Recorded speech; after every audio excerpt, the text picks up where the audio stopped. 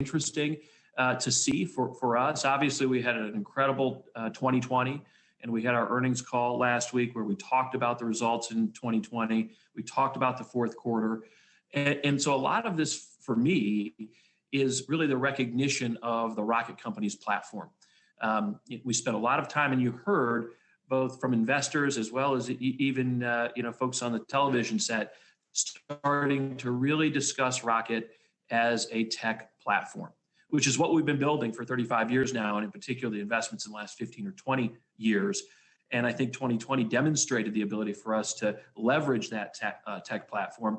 We look at the growth we experienced in 2020. I think from our start to our finish, that growth was close to equal to the entire amount our next closest competitor did in mortgage.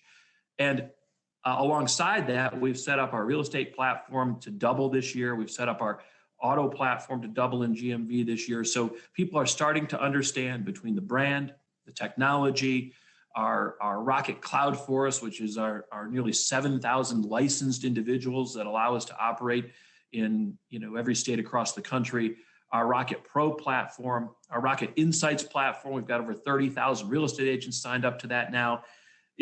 People are really grasping the power of the platform. And so the question I've obviously received, and you just asked it, what do I think about the price? Well, everybody on this call is far smarter than I am when it comes to determining the appropriate price for stock. Someone reminded me this morning that even at the high point of our share price yesterday, if you look at the S&P 500 and the average multiple on forward earnings, many of the analysts probably watching would find that our multiple would be lower than the average, even at that high price. So you know how we feel, which is 25 years in the business, all the investment we're making. We are very bullish on where Rocket Companies is headed, and we'll keep making all the right decisions to continue to grow the company.